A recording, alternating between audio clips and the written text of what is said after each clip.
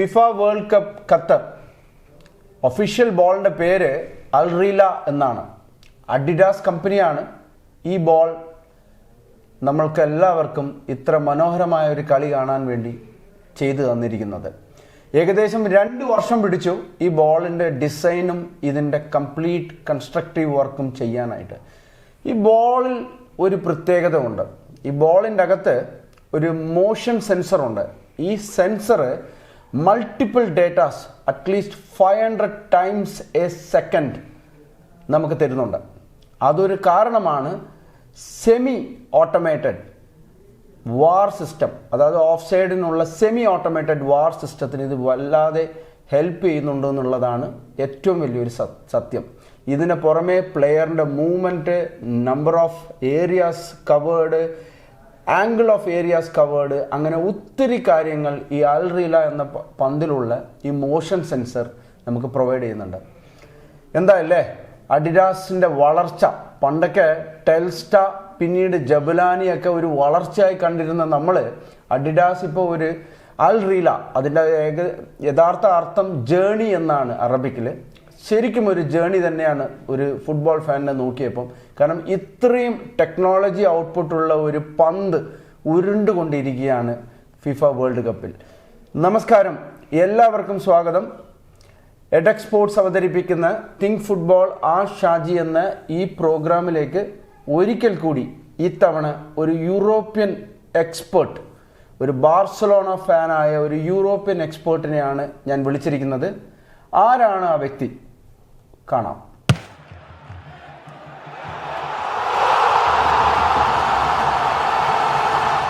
അപ്പോൾ നേരത്തെ പറഞ്ഞ പോലെ നമ്മളുടെ വിശിഷ്ട അതിഥി ഈ പ്രോഗ്രാമിൽ ഒരു യൂറോപ്യൻ എക്സ്പേർട്ടായ സ്റ്റാൻ ഫിലിപ്പാണ്.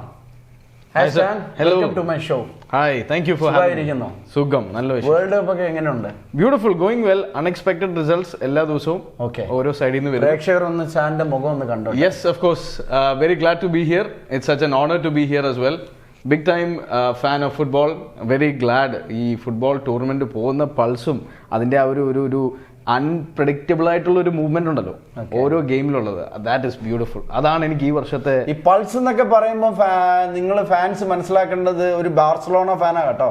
കാരണം ഈ ഗോഡിയോളയുടെ കുറെ വാക്കുകളിൽ വരുന്നതാണ് ഈ പൾസ് ഒക്കെ കേട്ടോ.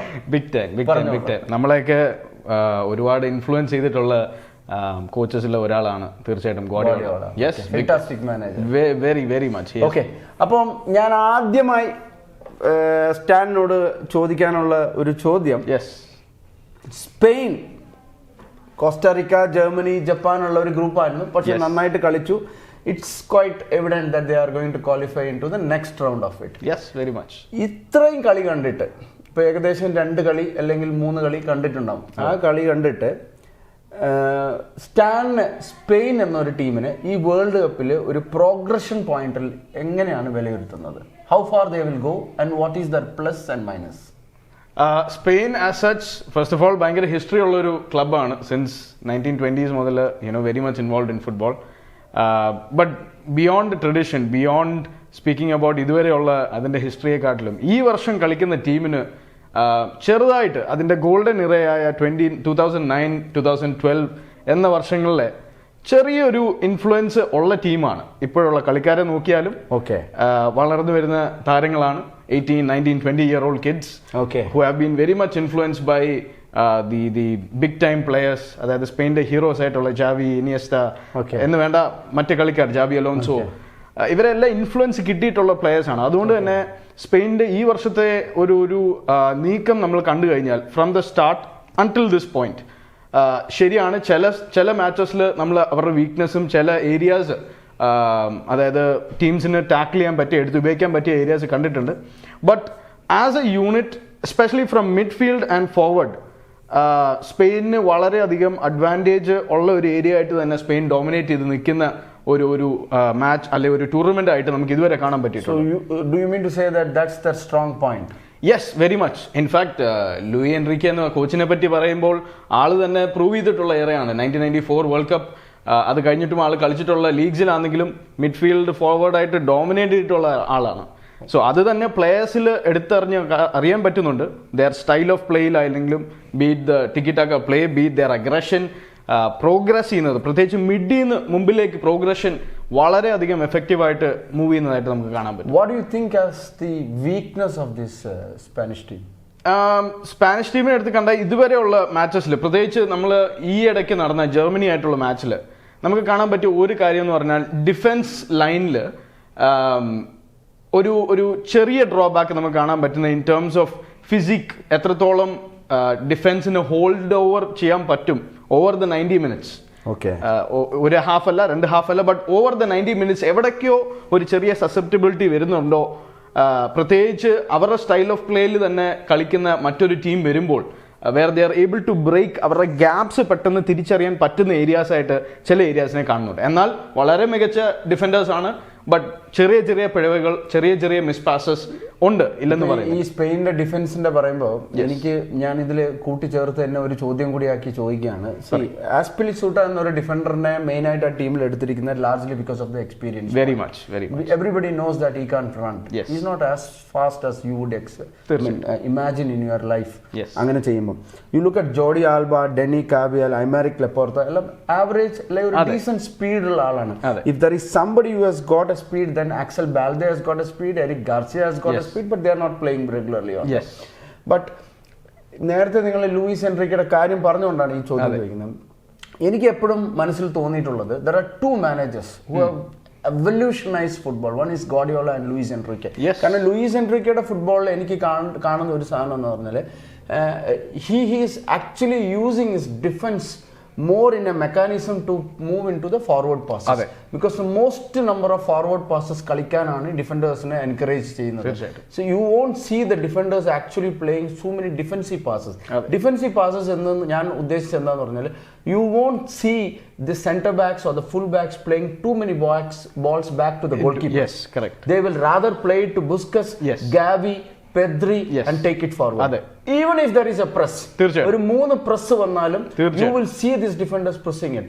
So do you think that's a different evolution? Because yes, there are teams that press hard, that press half, that don't press, but he is not worried about it. He is only worried about how to get the ball more forward എന്നുള്ളതാണ്. So is that an evolution of Spain that is going to take them far in this World Cup? അങ്ങനെ കൊണ്ടുപോകുന്നു തോന്നുന്നുണ്ടോ? Yes, very much. പല ടീംസിനെക്കാട്ടിലും advantage ഉള്ള ഒരു play ആണ്, style of play ആണ്. In fact history എടുത്ത് നോക്കിക്കഴിഞ്ഞാൽ യോഹാൻ ക്രൂഫ് ഹാവിങ് എൻ ഇമ്പാക്ട്, ഞാൻ ബാർസ ഫാൻ ആയതുകൊണ്ട് പറയല്ല, എന്നാലും having an impact on that style of play. അന്നത്തെ നെതർലാൻഡ്സിന്റെ ടീം എടുത്ത് നോക്കിക്കഴിഞ്ഞാൽ അവരുടെ പ്രോഗ്രഷൻ എന്ന് പറയുന്നത് ഇൻക്ലൂഡിങ് ഡിഫൻഡേഴ്സ് ആയിരുന്നു. they were all out. ബാക്കിലോട്ടുള്ള ഒരു പ്ലേ, ഡിഫെൻസീവ് പാസസ് കുറവാണ്. ബിക്കോസ് അവർക്ക് ടാക്ടിക്കലി ഏത് പാസ് എവിടെ കൊടുക്കണം, ഫ്രണ്ടിലേക്ക് പോയാൽ എന്തായിരിക്കും സ്റ്റൈൽ ഓഫ് പ്ലേ എന്ന് വ്യക്തമായിട്ട് അറിയാവുന്ന പല പ്ലേയേഴ്സും ആ ക്ലബിൽ, ആ ടീമിലുണ്ടായിരുന്നു. എന്ന് പറയുന്നത് പോലെ അതിന്റെ ഇൻഫ്ലുവൻസ് കിട്ടിയ, ലാമസിയയിലൂടെ ഇൻഫ്ലുവൻസ് കിട്ടിയിട്ടുള്ള പ്ലേയേഴ്സ് ആയിട്ടുള്ള ചെറുപ്പക്കാർ, when they are there, the passes they make, including Busquets, വളരെ വളരെ വളരെ നിർണായകമായ പാസസ് മാത്രം കൊടുക്കുന്ന ഒരു വ്യക്തിയായിട്ട് മാറിയിരിക്കുകയാണ്. യെസ്, ഈ പറഞ്ഞ പോലെ ഡിഫൻഡേഴ്സിന്റെ സൈഡിലുള്ള ഓരോരോ കാര്യങ്ങൾ, ഐ മീൻ ഇൻക്ലൂഡിങ് ഏജിന്റെ ഫാക്ടർ അവരുടെ ഫിസിക്കിനെ എടുത്ത് പിടിക്കുന്നു. Same thing happens to Busquets as well. In the defence വളരെ ഒരു ചേഞ്ച് സാധാ ഒരു ക്ലബിനെ, സാധാ ഒരു ടീമിൽ കാണുന്നതിനെക്കാട്ടിലും ചേഞ്ചസ് വിങ്ങിലൂടെ കയറി, ഫ്ലാങ്സിലൂടെ കയറി അറ്റാക്ക് ചെയ്യുക, ജോഡി ആൽബ പോലെയുള്ള പ്ലേയേഴ്സ് ആണെങ്കിലും കൂടി അതൊരു വളരെ അഡ്വാൻറ്റേജ് തരുന്ന ഒരു പ്ലേ ആണ്, സ്റ്റൈൽ ഓഫ് പ്ലേ ആണ്. ആ ഒരു മെക്കാനിസം എംപ്ലോയ് ചെയ്യാൻ പറ്റിയത് യെസ് ഡെഫിനറ്റ്ലി ഗോഡിയോളയുടെ ടൈമിൽ പറ്റിയിട്ടുണ്ട്. അതേപോലെ ഇപ്പം സ്പെയിനിൽ നമ്മൾ കാണുന്ന ലൂയിസ് എൻറിക്കയുടെ ഈ ഒരു സ്റ്റൈൽ ഓഫ് പ്ലേയിൽ അത് വ്യക്തമായിട്ട് നമുക്ക് അറിയാൻ പറ്റുന്നുണ്ട്. ഇൻഫാക്ട് ഒരു സെക്കൻഡ് ഹാഫിന്റെ ചില ബെൽറ്റ്സ് നമ്മൾ എടുത്ത് നോക്കിക്കഴിഞ്ഞാൽ നമ്മൾ ഒരുപാട് ഈ ഒരു ലൈൻ ഓഫ് പ്ലേയിലൂടെ പ്രഷറൈസ് ചെയ്യാൻ നോക്കുന്ന ഒരു കൈൻഡ് ഓഫ് പ്ലേ നമുക്ക് കാണാൻ പറ്റും. പക്ഷെ അതേസമയം ഇറ്റ് ലീവ്സ് ദം സസെപ്റ്റബിൾ. നമ്മൾ നേരത്തെ പറഞ്ഞതുപോലെ ഈ പ്ലേയേഴ്സ് ഏജ്ഡ് ആയിട്ടുള്ളവരുണ്ട്, അത് ചെറിയൊരു സസെപ്റ്റബിൾ. ഞാൻ അങ്ങനെ എടുത്തു പറയാൻ കാരണം എന്റെ ഈ പ്രോഗ്രാമില് ഒരു കൊച്ചു പയ്യൻ, ഒരു ബെൽജിയം ഹാർഡ് കോർ ബെൽജിയം പയ്യൻ, ആ പയ്യനോട് എനിക്ക് പറയാനുള്ള മോനെ കമ്മീസറേഷൻസ്, ഡിസൊല്യൂഷൻസ് ടു ബെൽജിയം എന്നാണ്. വിഷമമുണ്ട് ബെൽജിയം ഇങ്ങനെ പെർഫോം ചെയ്തതിൽ. പക്ഷെ ആ കൊച്ചു പയ്യനോട് ഞാൻ ഒരു ചോദ്യം ചോദിച്ചിട്ടുണ്ടായിരുന്നു. When you talk about Belgium defence of Vertonghen, Alderweireld and all these people, they are all in the mid-30s.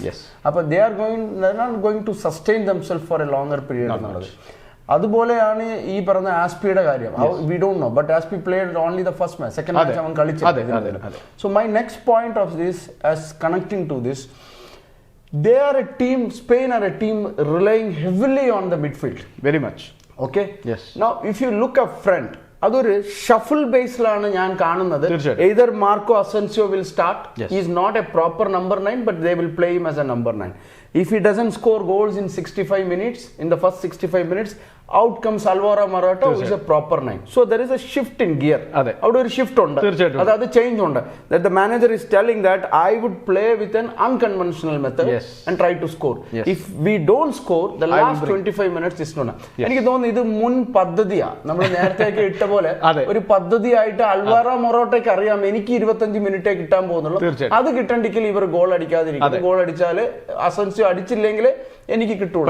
അപ്പൊ എന്റെ ഒരു ചോദ്യം, ഒരു പ്രോപ്പർ നമ്പർ 9 ശ്രദ്ധിച്ചു കേൾക്കണം, പ്രോപ്പർ നമ്പർ 9 ഒരു സ്ട്രൈക്കർ ഇല്ലാതെ ഒരു വേൾഡ് കപ്പ് ചരിത്രത്തിൽ ജയിച്ചതായി കാണുന്നില്ല. തീർച്ചയായും കറക്റ്റ് ആണ്, കാണുന്നില്ല. Nobody has won. If Germany is going to win this World Cup, they have to win with a number 9 striker, which unfortunately they don't have. People talk about Kai Havertz, but I don't rate him as a top class striker. Brazil have a chance of winning it. True. They have a proper number 9 up front. Very strong. Argentina have a proper number 9. Yes. These are the two teams I've had. France have a proper number. Correct. Because the history tells me that there is not a single team that has won the World Cup without a proper number. Correct.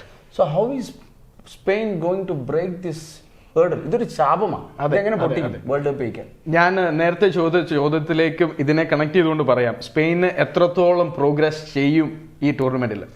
As a Spain fan, I want to see them through, I want to see them lift the trophy. Okay, but ഇതൊരു ചോദ്യമാണ്. This is a big question for all fans of Spain. കാരണം ഇത് ഞാൻ ഇങ്ങനെ ചോദിക്കുന്നതിന് കാരണമുണ്ട് Stan. കാരണം പറയാം, ചരിത്രം ഒരിക്കലും പക വീട്ടാതെ കടന്നു പോയിട്ടില്ല. അതെ, പക വീട്ടിയിട്ടേ കടന്നു പോയിട്ടുള്ളൂ. അപ്പൊ അത് പക വീട്ടുന്നത് അതിന്റെ എല്ലാ തുല്യ ശക്തികളും നേടിയേ പോവുള്ളൂ. അപ്പൊ ഒരു നമ്പർ 9 ഇല്ലാതെ മറികടന്ന് ഒരു കപ്പിൽ ഒരു കൈവിരൽ പതിക്കാന്ന് പറഞ്ഞത് അത്ര എളുപ്പമുള്ള കാര്യമില്ല. അതുകൊണ്ടാണ് അത് ചോദിച്ചത്. പറഞ്ഞു, ഞാൻ എന്റെ ഒരു നിരീക്ഷണത്തിൽ ഐ ബിലീവ് ഈ ഒരു ഫാക്ടർ കൗണ്ടർ ചെയ്യാൻ പറ്റണം. എപ്പോഴാന്ന് ചോദിച്ചാൽ റൗണ്ട് ഓഫ് 16 അല്ലെങ്കിൽ അടുത്ത റൗണ്ടിൽ when if Spain move forward, and I believe Spain will. That means the quarterfinals. Yes. Okay. Having to, or the possibility of facing a team like Brazil, okay, is very much at hand. Okay. അങ്ങനെ ഒരു ടീമിനെ face ചെയ്യുമ്പോൾ if you do not have Morata, ഇപ്പൊ നമുക്ക് ഈ പറഞ്ഞ പോലെ pace പെട്ടെന്ന് മാറും മൊറാറ്റയൊക്കെ കയറി കഴിയുമ്പോൾ. തീർച്ചയായിട്ടും ഗാവിയും പെഡ്രിയും കൊടുക്കുന്ന പാസസ് ബ്യൂട്ടിഫുൾ ആയിട്ട് അതിനെ റിസീവ് ചെയ്തിട്ട് ഫിനിഷ് ചെയ്യാൻ പറ്റുന്ന ആൾ തന്നെയാണ് Morata. But against A team, for example like Brazil, very high paced, very tactically oriented ആയിട്ടുള്ള അങ്ങനത്തെ ഒരു നേഷനെതിരെ വരുമ്പോൾ ഒരു സ്ട്രൈക്കർ തീർച്ചയായിട്ടും വേണം എന്ന് തന്നെയാണ് ഞാൻ പറയുന്നത്. But I believe Luis Enrique, being the player that he is, ബാർസലോണയിലെ അദ്ദേഹത്തിന്റെ കാലഘട്ടം എടുത്താലും ആള് ചാലഞ്ച് ഒരിക്കലും താന്ന് കളയുന്ന അല്ലെങ്കിൽ കുറച്ച് കളയുന്ന ആളല്ല. പ്രത്യേകിച്ച് ഇപ്പം ഈ ഇടയ്ക്ക് നടന്ന ന്യൂസ് റിപ്പോർട്ടിൽ ആളോട് ചോദിച്ച ഒരു ചോദ്യമാണ്, what if you face Brazil, എന്ത് ചെയ്യും? അതുകൊണ്ട് നിങ്ങൾ ഇപ്പോഴത്തെ ഈ മാച്ചിനെ നിങ്ങൾ റണ്ണേഴ്സ് അപ്പ് ആവാൻ നോക്കുമോ? അപ്പോൾ ആൾ പറഞ്ഞൊരു കാര്യമുണ്ട്, pressure is a privilege. Pressure is a privilege. ആൾ പറഞ്ഞത് പഴയ ഒരു ടെന്നീസ് കളിക്കാരൻ്റെ ഒരു വാക്കുകൾ എടുത്തുകൊണ്ടാണ് ആൾ പറയുന്നത്. ആൾ പറഞ്ഞത് ഐ വിൽ നോട്ട്, ഒരു കാരണവശാലും ഇല്ല, ഞങ്ങളിവിടെ വന്നത് 7 മാച്ചസും വിൻ ചെയ്യാനാണ്. യെസ്, ഡ്രോബാക്സ് ഉണ്ടായിട്ടുണ്ട്, but even if we have to face Brazil, we will find a way because we will defeat everyone in the way. എന്നാണ് ആ ഒരു കോൺഫിഡൻസ് ഉള്ള ഒരു കോച്ച് ഉള്ള സ്ഥിതിക്ക് I believe he will be able to come up with a strategy that overcomes ഈ ഒരു ഡ്രോബാക്കിനെ overcome ചെയ്യാൻ പറ്റുന്ന ഒരു സ്ട്രാറ്റജി തീർച്ചയായിട്ടും ആൾ കൊണ്ടുവരും. അതുപോലെ ഈ പറഞ്ഞതുപോലെ റൊട്ടേറ്റ് ചെയ്യുന്ന ഒരു മിഡ്ഫീൽഡ് ഉള്ളതുകൊണ്ട് ഭയങ്കര ഒരു അഡ്വാൻറ്റേജ് ആണ്. ദർ ആർ പ്ലേയേഴ്സ്, മിഡ്ഫീൽഡായിട്ട് നിൽക്കുന്ന പ്ലേയേഴ്സ്, ഫോർ എക്സാമ്പിൾ പെഡ്രി വരെ വണ്ടർ ഗോൾസ് അടിച്ചിട്ടുള്ള ആൾക്കാരാണ്. അവർക്ക് കൺവേർട്ട് ചെയ്യാൻ തീർച്ചയായിട്ടും അറിയാവുന്ന ആൾക്കാരുണ്ട്. സോ അതിനെ യൂട്ടിലൈസ് ചെയ്യാൻ ലൂയിസ് എൻറിക്ക് പറ്റുമോ എന്നുള്ളൊരു ചോദ്യമാണ്. But at the same time we believe in our coach. ഒരു കുസൃതി ചോദ്യം എനിക്ക് സ്റ്റാനിനോട് ചോദിക്കാനുണ്ട്. അത് ചോദിക്കുന്നതിന് മുന്നേ ഈ പ്രോഗ്രാം കാണുന്ന എല്ലാ പ്രേക്ഷകരും ഈ പ്രോഗ്രാമിന്റെ ലിങ്കിന്റെ താഴെ കമന്റ്സ് ഉണ്ട്. അതിൽ ഒരുപാട് പേര് കമന്റ്സ് ചെയ്യുന്നുണ്ട്. ആ കമന്റ്സ് ലിങ്കിൽ തന്നെ നിങ്ങൾക്ക് ഈ പ്രോഗ്രാമിൽ ഫ്യൂച്ചറിൽ പാർട്ടിസിപ്പേറ്റ് ചെയ്യാൻ താല്പര്യമുണ്ടെങ്കിൽ നിങ്ങളുടെ പേരും ഫോൺ നമ്പറും അതിലിട്ടാൽ നമ്മളുടെ പ്രൊഡക്ഷൻ ടീമോ അല്ലെ ഞാനോ അതിനെ പിക്ക് ചെയ്ത് നിങ്ങളെ നേരിട്ട് വിളിക്കുന്നതായിരിക്കും. അങ്ങനെ ഒരു അവസരം ഇതിലുണ്ടെന്നുള്ളത് ഒരിക്കൽ കൂടി ഓർമ്മിപ്പിക്കുകയാണ്. തിങ്ക് ഫുട്ബോൾ ആ ഷാജിയിലെ കുസൃതി ചോദ്യം ഇതാണ്. ഒരു സ്പാനിഷ് ഫാൻ ജർമ്മനിയുടെ ഒരു വളരെ മോശം പെർഫോമൻസ്, 8 ഗോൾ അടിച്ചു ഫസ്റ്റ് 2 കളിയിൽ തന്നെ. ജർമ്മനി സ്ട്രഗിൾ ചെയ്ത് തപ്പിപ്പിടിച്ച് 2 ഗോൾ അടിച്ചു. ജർമ്മനിക്ക് വേറെ വാദമുണ്ട്, അർജന്റീനയുടെ വാദം പോലെ തന്നെ. അർജന്റീന പറയുന്നത് ഞങ്ങൾ ഒരു വേൾഡ് കപ്പ് ജയിച്ചത് ആദ്യ കളി കാമറൂണായിട്ട് തോറ്റിട്ടാണ് ജയിച്ചത്, മറഡോണ വേൾഡ് കപ്പ്. ജർമ്മനി പറയുന്നത് ഏതൊക്കെ വേൾഡ് കപ്പിൽ ഞങ്ങൾ ആദ്യത്തെ 2 കളി ജയിച്ചും ഡ്രോവും പിടിച്ചിട്ടുണ്ടോ ആ 2 വേൾഡ് കപ്പ് എല്ലാം ഞങ്ങൾ ജയിച്ചിട്ടുണ്ട്. നിങ്ങൾക്ക് അങ്ങനത്തെ ഒരു ചരിത്രം ഇല്ല. ഒരു സ്പാനിഷ് ഫാനിന് ജർമ്മനി തോറ്റു പോകണം, ഞങ്ങൾ ജയിച്ചില്ലെങ്കിലും കുഴപ്പമില്ല, ഇവർ കപ്പ് അടിക്കരുതെന്ന് എന്തെങ്കിലും തോന്നിയിട്ടുണ്ടോ? ജർമ്മൻ ഫാൻസ് ഒന്നും ചെയ്യുന്നു. അതെ അതെ അതെ തീർച്ചയായിട്ടും. ലുക്കിംഗ് ബാക്ക്, ഈ റൈവൽറീസ് ഉള്ള സ്പെയിനിന് ഒരുപാട് റൈവൽറീസ് ഉള്ള പ്രത്യേകിച്ച് 3 രാജ്യങ്ങളാണ്. 1 is Italy, 1 is Portugal, another is France and Germany. ഇത് രണ്ടും നമ്മൾ അവരുടെ ഹിസ്റ്ററി എടുത്ത് നോക്കിക്കഴിഞ്ഞാൽ 1 is ജിയോ പൊളിറ്റിക്കൽ റീസൺസ് ഉണ്ട്. പിന്നെ ഈ പറഞ്ഞ പോലെ നമ്മൾ ഈ ഇപ്പോഴത്തെ ഗ്രൂപ്പ് സ്റ്റേജ്, ഈ ഗ്രൂപ്പിനെ വിളിച്ചേക്കുന്ന പേരാണ് ഗ്രൂപ്പ് ഓഫ് ഡെത്ത്. ഈ ഒരു പ്രാവശ്യം വിളിച്ചേക്കുന്ന പേരാ ബിക്കോസ് എനിത്തിങ് ക്യാൻ ഹാപ്പൻ എന്ന് പറഞ്ഞ ഒരു ഗ്രൂപ്പാണ്. I actually felt group C was group of death. I agree, but with the way that things are right now, group E and group of death എന്നാണ് journalist തുടക്കം മുതലേ വിളിച്ചത്. പക്ഷെ അവിടെ സ്പെയിൻ ഹാസ് പ്രൂവൺ ഇറ്റ്സെൽഫ്. ഇതുവരെ so far Spain has proven itself. പക്ഷെങ്കിൽ ഒരു rival എന്ന നിലയ്ക്ക്, യൂറോയിൽ പണ്ട് മുതലേ ഉണ്ടായിരുന്ന റൈവൽ എന്ന നിലയ്ക്ക് ഡെഫിനറ്റ്ലി ജർമ്മനി ഒരു പരിധിവരെ Spanish fans would want to see them go past. തീർച്ചയായിട്ടും അതുണ്ട്, ഇല്ലെന്ന് പറയുന്നില്ല. Okay, lovely. My favorites still remain Brazil and Argentina to win the World Cup. My third and fourth favorites will be France and Spain to win the World Cup. Before we conclude this program, I wanted to ask 3 rapid fire questions to you. Yes. Your favorite moment till this time in this World Cup? For the player? As a football fan. Spain as a football fan. Favorite moment? You're talking within a play, within this World Cup. If my favorite moment was the goal that Messi scored the other day on outside, because with a low center of gravity, a low backlift, how do you generate that much of speed and zip, and then you try to get the ball on that right side of the post with that angle? True. That's a different thing. That was one of my favorite moment. The performance of Erna Valencia, Ecuadorian player. What was your favorite moment? I would say a big shocking movement was definitely from in terms of shock കൂടെ എടുക്കുന്ന രീതിയിൽ എടുക്കുമ്പോൾ technicality ഒരു പരിധിയിൽ ഒന്ന് താത്തു വെച്ചിട്ട് was the goal scored by Saudi. That was a shocking. I believe. That is also your favorite moment. I would say that was my favorite moment. Okay, your favorite player so far in this World Cup, all teams? Well, that is I will have to overlook my nation ഇവിടെ വരുമ്പോൾ. Okay. ഒന്നിൽ അധികം players ഉണ്ടാവുന്നത് കുഴപ്പമുണ്ടോ? ഇല്ല, കുഴപ്പമില്ല. 1-2 പറഞ്ഞോ, കുഴപ്പമൊന്നുമില്ല. ഈ നമ്മള് പ്ലേയേഴ്സിന്റെ കാര്യം, my favorite player has been Jude Bellingham. Fantastic. Beautiful. Jude Bellingham, Declan Rice. If England win the World Cup, these two are there. You stop them, you win the World Cup. Pand Steve പറഞ്ഞ പോലെ you stop Declan Rice and Jude Bellingham, you win the World Cup. Otherwise they will take the World Cup. അതുപോലെ your favorite player? എനിക്ക് തോന്നുന്നത് Spanish പ്ലേയേഴ്സിനെ തന്നെ ഞാൻ നോക്കാം. I believe Gavi has had a big impact on the play so far.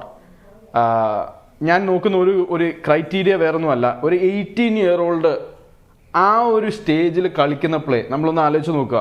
We may have played, നമ്മൾ school ലെവലിൽ കളിച്ചിട്ടുണ്ടാവും, college ലെവലിൽ കളിച്ചിട്ടുണ്ടാവും. ഒരു 18-year-old ഈ പറയുന്ന 36-35 ഇയേഴ്സ് വരെ ഉള്ള അല്ലെങ്കിൽ അതിലും ബിയോണ്ട് ഉള്ള പ്ലേയേഴ്സിന്റെ സ്റ്റേജിൽ കളിക്കുന്ന ഒരു കളി ഫാന്റാസ്റ്റിക്.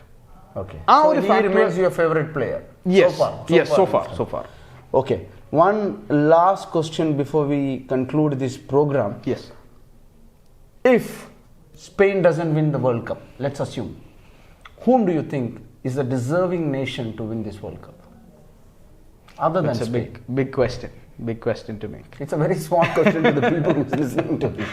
ഇപ്പൊ തന്നെ പലരും ആൻസേഴ്സ് പറയാൻ റെഡി ആയിട്ടുണ്ടാവും. പക്ഷെ ഒരു ക്രിട്ടിക് എന്ന നിലയ്ക്ക് I believe A deserving nation which has fought through not just upper hand ഉണ്ടായതല്ല. ഇപ്പം ഞാൻ ഈ പറയുന്നത് ഒരു അംഗം നേടി തന്നെ, അതായത് പ്രഷറും എല്ലാ കാര്യങ്ങളും വെച്ചുകൊണ്ട് അംഗം നേടിയിട്ട് സോ ഫാർ അഡ്വാൻസ് ചെയ്യാൻ എനിക്ക് കാണാൻ ഇഷ്ടമുണ്ടായത് അർജന്റീനയായിരുന്നു. Okay.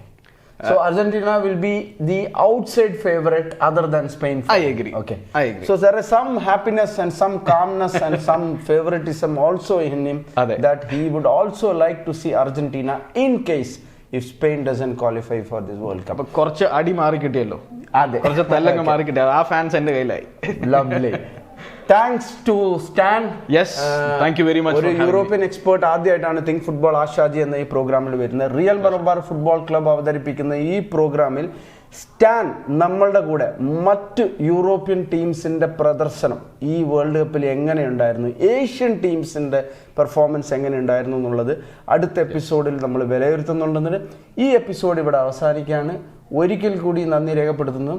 വീണ്ടും അടുത്ത എപ്പിസോഡിൽ keep thinking about football. Ask me, Shaji.